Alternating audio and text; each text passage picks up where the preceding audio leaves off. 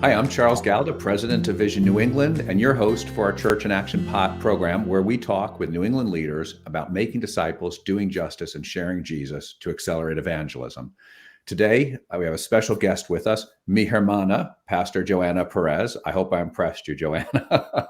Pastor of Family Ministries at Harvest Ministries of New England in Weymouth, Mass., and a director of Vision New England, so has a critical role in directing our work at Vision New England. Johana, thanks so much for being with us.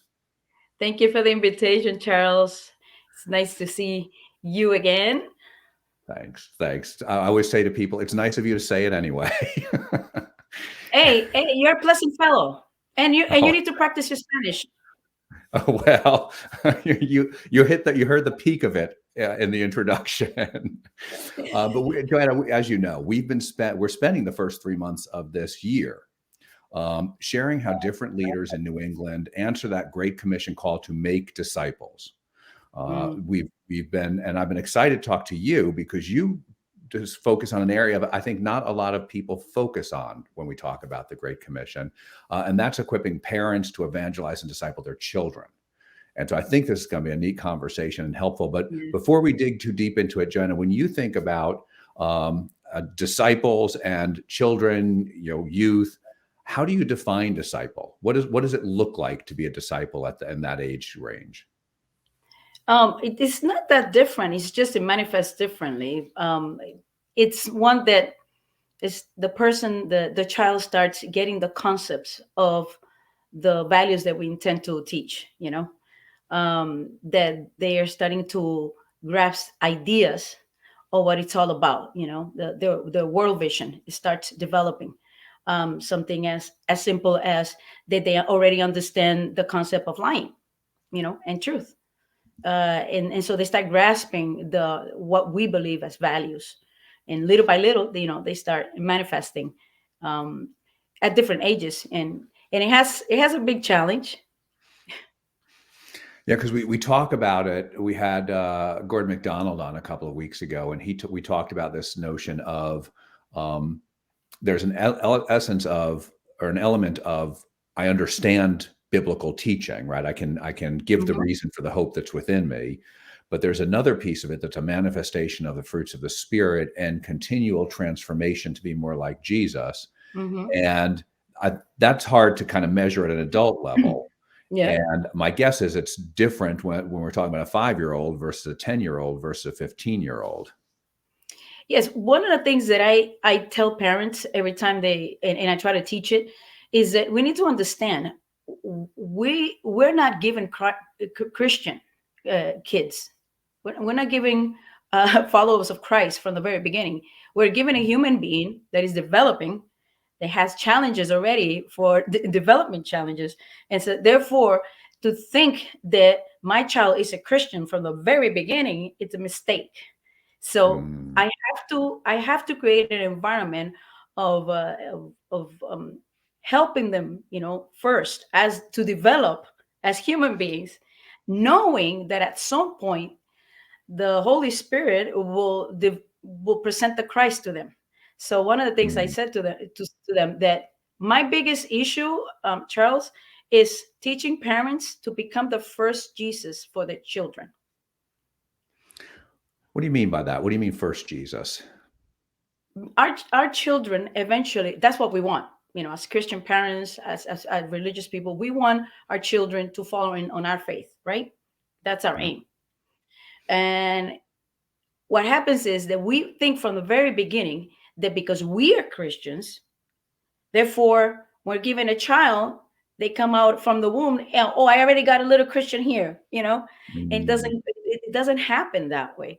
And so there's it needs to understand that the first Jesus that they're going to see model in their immediate world, it's you, Charles. You are the first Jesus to them. Whatever type of Jesus you model at home is the type of Jesus they're either gonna want to follow, or they're gonna see like, heck no, I don't want to follow that Jesus that is being modeled to me. So that's where I think that the discipleship starts, from the perspective of the understanding of who am I to my child? What am I going to become to my child? So I don't put the focus on the discipleship only on the what I'm going to do. So, what am I to him or to her? Mm. Yeah, and it's interesting you choose the word that what we model for our children versus what we Mhm. teach our children. Yes. Right. I always, in my Sunday school class, we'd always talk about there's a play called Into the Woods, and there's a song and it says, "Careful of the things you say, children will listen. They won't do what you say, but they'll watch and learn." And Yeah. I think that's why you're using the word model there, isn't it? Yes. Yes.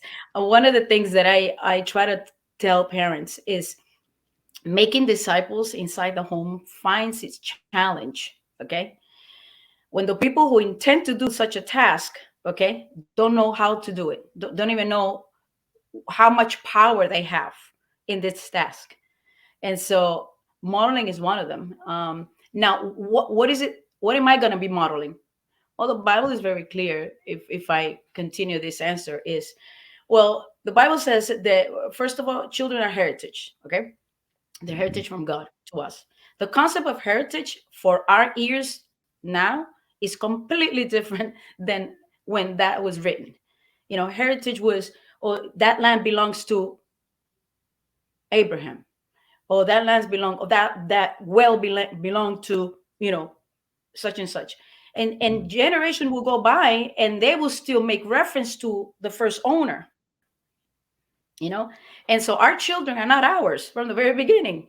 Mhm. So how do you come about? You need to change the way we see children, uh, but it begins with me changing the way I see children. So first of all, they are God's heritage. Okay, they're his property. They're not my Mhm. children to do as I please. All right.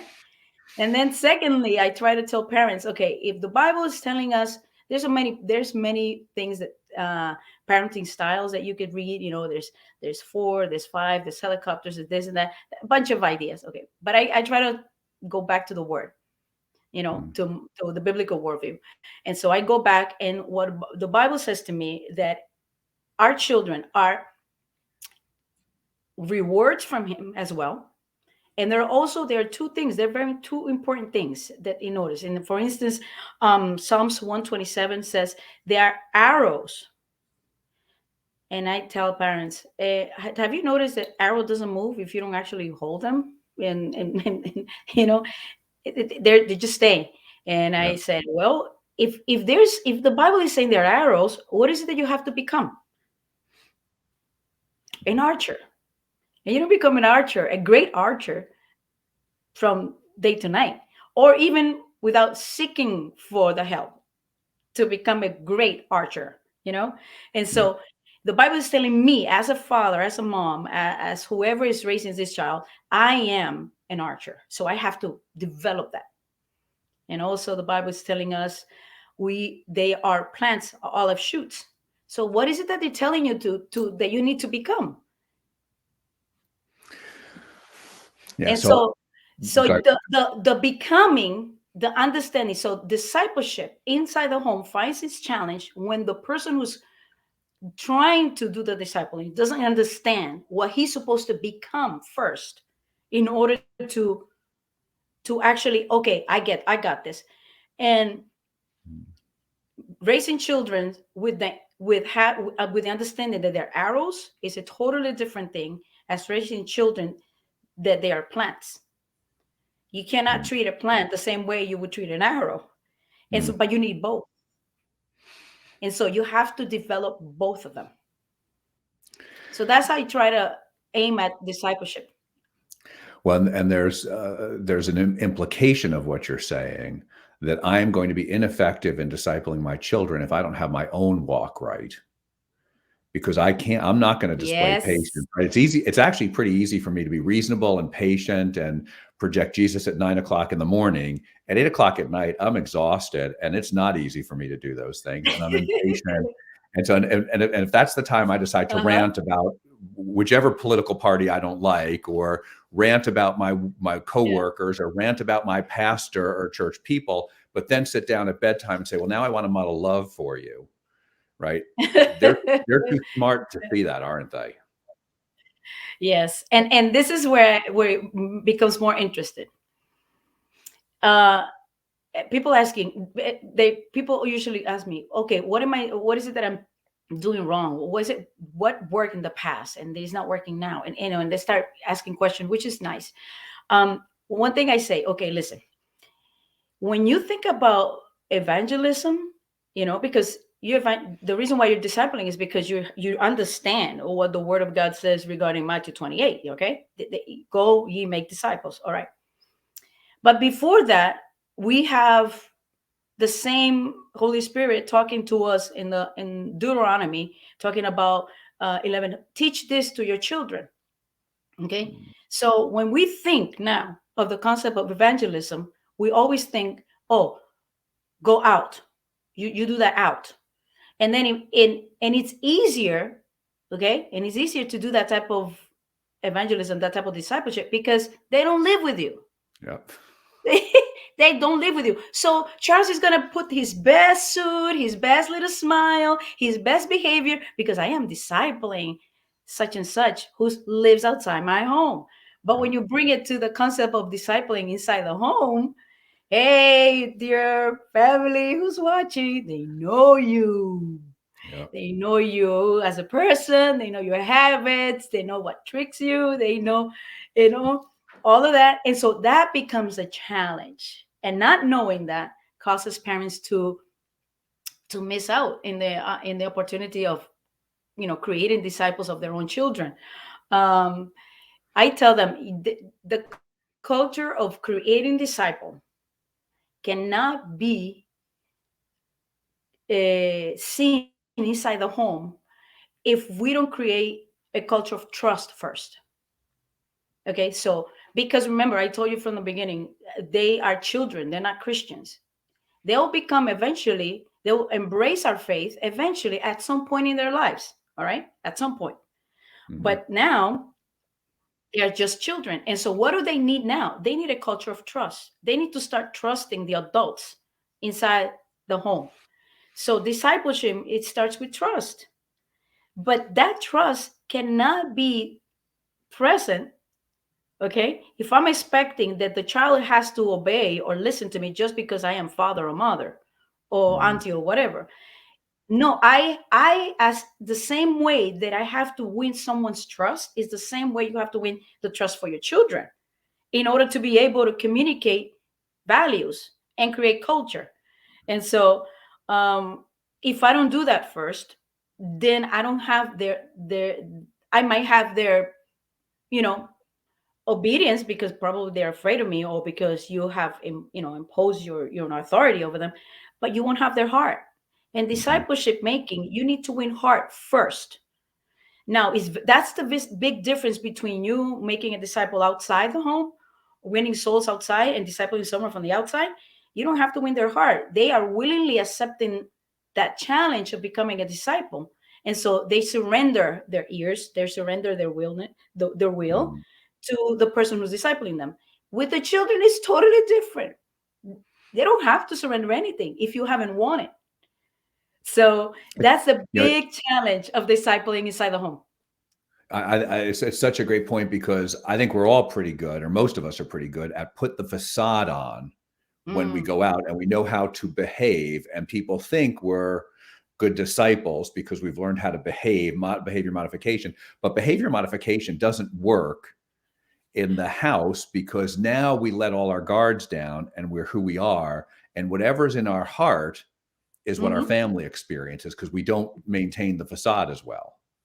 And which Yes. goes back to I need to be right. I need to get my relationship right with God and let him change my heart to be able to win the hearts of my children. Is that? Yes. And so look what Jesus did. He he took in and actually lived with disciples. Mm, We don't do that anymore. You don't take people over your house and say, "Come here, I'm going to disciple you. Come and live with me." You don't do that. Yeah, heck no. You want your private life. yeah. But guess who do you have inside the home that you have to disciple? Are your children.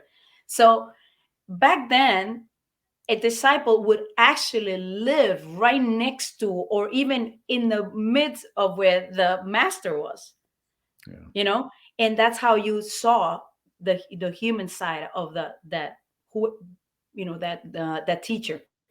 Yeah.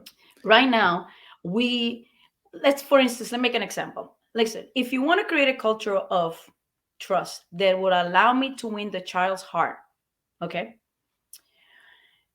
one simple thing is, how do you approach? I correct this a lot in parents. It's like you promise something to your child and then you don't fulfill it. Something as simple as that. When they're small, you go, oh, yeah, I want this toy, and you say, yes, I'll get it for you, and that never happens. And you just answer that because they were at the store, they were giving you, probably a tantrum, and you say, yes, I'm gonna get it. You put it inside the cart, you fake it. When you go pay, you disappear magically the toy, and you lie to your child. He might be 5, he might be 4, he might be 3, but you lie to your child. And Yeah. so, something as simple as that. As adults, do we trust someone who lies to you? No. Yeah. So why do we think that we could? Why do we think that we could create a culture of trust that allow me access to the child's heart when that culture of trust is being damaged by an attitude, by something that I'm doing, that I'm causing, a problem. And so next, in the future, when my child needs to trust me with something, they might not come Yeah. because they know they live with a liar. They never fulfill promises. Something as simple as that. Yeah. When you come to discipleship, you don't we don't do that to adults when we're discipling outside. Yeah. So there's the we have to show patience and kindness and love and gentleness, right? And right, still be a disciplinarian Yes. and maintain consistency with truthfulness and right, Yeah. all these, and servant, right? Hmm. Serving our children as well Yep. as raising, right?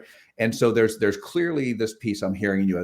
There's a lot of modeling here that's hard inside the Yes. house, especially. Yes. Is that the bulk of it, or is there an instructional piece of it as well? Are there other pieces that we're not talking about yet? Yeah. There's a lot that we're not talking about yet. Okay, go ahead. For instance, my focus right now was in the values and the culture trust. Okay. Hmm. When it comes to create, because the biggest issue to win the child's heart, it's to get inside their heart first. Okay. Hmm.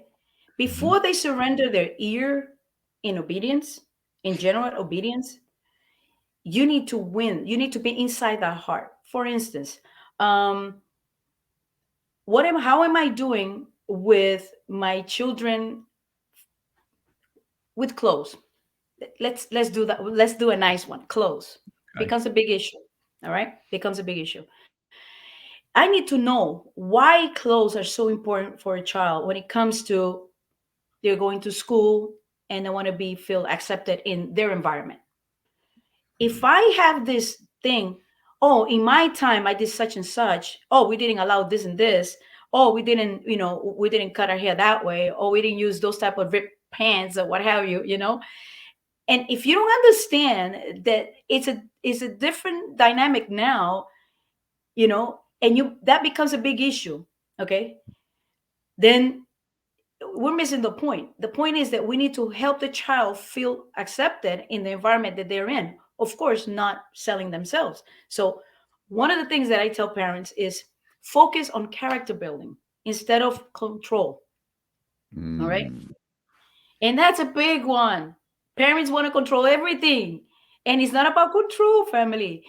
The child will not develop a character that is prepared for the pressures of life, for the pressures of the peer pressure, for the pressure of being a good citizen. They will not be able to function well if you don't coach them from the very beginning. And Yeah. so, one thing that I always try to teach parents is, guys, we need to understand what hat works better with the child's development. For instance, and I'm using age as a reference, okay? As a reference because every child develops individually, all right? And so you see this. So for instance, And is wired up differently, yes, right? Right. yes. And so from 0 to 5, the child needs a manager. You cannot use another hat, because if you allow a 5-year-old to go to sleep at whatever time, well, you're going to be miserable. You Mm. need to manage their time, what they eat, how they dress, and you have to manage literally everything for them. Now, when you go when you're asking for a guide for a pre-adolescence and adolescence, okay, that those years, you cannot be controlling them the way you control with the manager's hat. You need a coach hat, okay? And so to understand that difference is important, because the culture of trust is not going to be created if you miss those transitions, if the disciple maker doesn't miss those transitions. So who's playing the game? They are playing the game. You're the coach. The floor is for them. Now you ask them to come and you talk about the game and what's the enemy about, who they're facing, and la la la. And so, and then they go, okay, go back to the game. So that's preparing them for the character, allowing them space little by little, Yeah.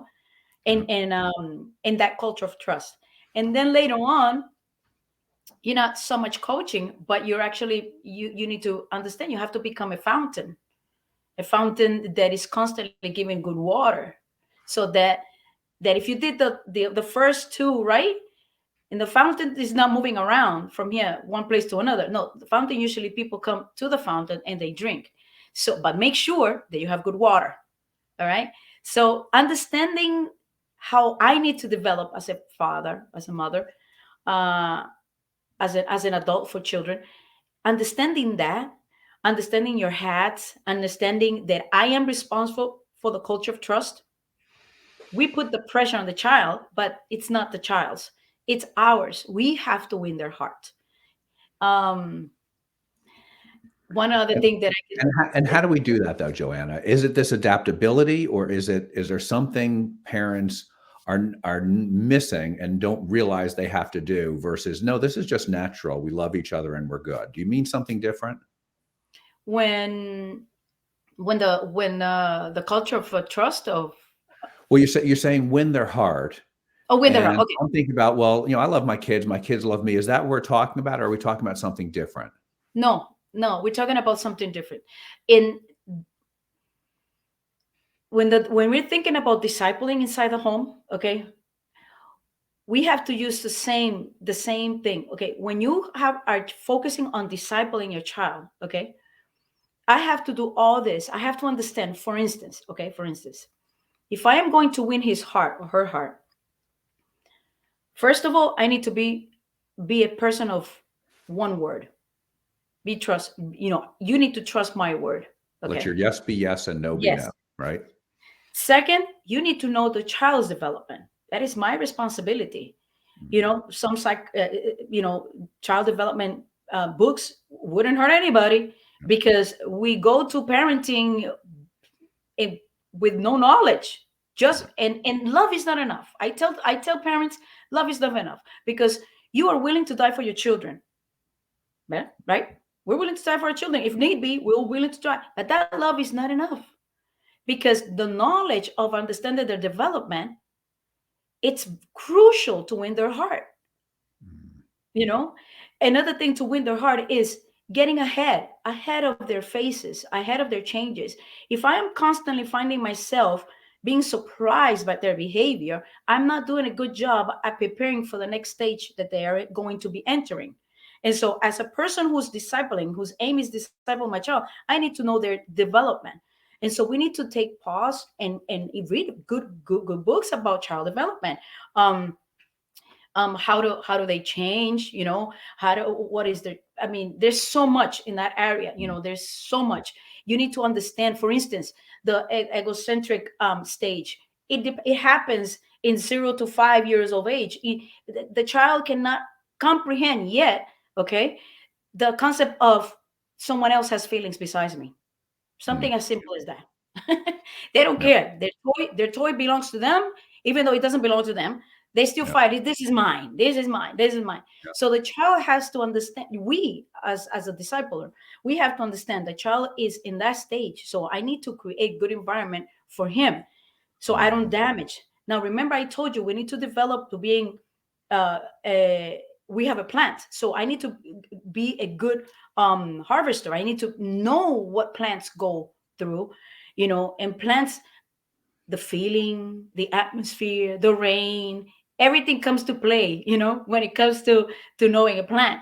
There's bugs that want to bother the plant. And so as a person who understands that, I have to be careful in those stages, not to ruin the child and say, why are you behaving that way? You need to cheer. Don't be Yep. mean. Yep. That's the attitude of parents. And so when you go to this another this phase of egocentric state, it develops again in the teenager years. Mm. Mm. It is It interesting. comes right back to it, doesn't It goes it? back, they go back to it. Then then in between you have this child who, oh, I have a friend here and I have a friend there. Oh, I got hurt because my friend said such a thing. And so now they understand that someone else has feelings because you Mm. taught them. And so now we're fine. And then all of a sudden parents don't know that this is going to repeat, and it's going to be manifested bigger. It's a So it's a good point, because what I'm hearing you say, as we start to wrap up, what I'm hearing you say is we need to figure out we need to know those stages and be able to yeah, adapt our interaction with our children in those stages. And what yeah, worked at 5 is not the idea at 10 where you manage them, and it's yeah, not the idea at 18 where you can advise no, them maybe, yeah, right? And hmm, so I'm hearing you, Johana. I want to give you one chance to add a couple of maybe one more thought, because so before we close is, I'm hearing we've got to model the behavior, we've got to model spiritual disciplines, we've got to model the fruits of the spirit, hmm, we've got to focus more on character versus control, we've got to adapt as yes. they grow, we've got to teach. What's like one thing that if you could say, hey parents, you need to read this or you need to change this, what's the most common thing you think parents need to hear on that? Well, the most basic thing that I could tell you, besides the prayer that we have to, depending on God, okay, because you have to have a dependence on God. If you don't depend on God, you are going to be reacting on your own frustrations, on your own uh, concepts and understanding. And we already have, as a default setting, we have a default as because of our parents. So remember, I haven't even spoken about that, how to deal with your past in order to become a good discipler. And Mm, so we even have to go back. So basic things that someone can be doing even before reading a book is, one, recommit to God. Recommit to God. You need to understand you can't do it alone. Okay, yeah. that's one thing. The other is, surround yourself with people that model what you're aiming to be like. Mm, All right, because definitely we live in this culture that of this individuality, that, oh, I got it, my family is my family, and you don't even let grandpa or grandma even help you. So mm, it's a very, very bad culture when it comes to that. Like, you cannot trust, older people with with their wisdom, because you simply want to do things your own way. um of course, if they're healthy people, of course. And so surround yourself with people that you admire, that you want to become like. Okay. Another thing is, find the help. Some of these problems that are currently happening is because you have unresolved issues from your past, as mhm, a father and as a mother. You yourself have this, and sometimes you don't even know that you're reacting to something the way you are, but it's back there. And sometimes we need to heal. We need to find people that can help us, a good counselor, a good psychologist that can actually bring us to that. I want to do good, um but I find myself, bursting, like short of patience or what have you, unresolved. And so I would say that, try to find healing. Then the other one is, understand something as basic. Go to Google or wherever you find information. Find out what an archer does mm, to become an excellent archer. Something as simple as that, because I feel that God's wisdom is everywhere. And sometimes we just want to look inside the Bible, but God's wisdom is everywhere and He's talking to you. And so I would say, go and look something as simple as videos. Look at it. And then see yourself trying to develop the same tactics in yourself. but applying it to your child, to who you are as a person. And the same thing with how a person allows a plant and cares for a plant, an olive plant, tree that gives fruits for Yeah. many years. And so just go with something as simple as that. And then And if you minimally, have some time, read a blessed book about child development. there you go. And minimally, that helps you know what are you aiming for. If you don't know what you're aiming for, you're not going to hit the Yes. target, right? Right. Yes. Yeah. And Johana. one thing, Charles, have patience with yourself.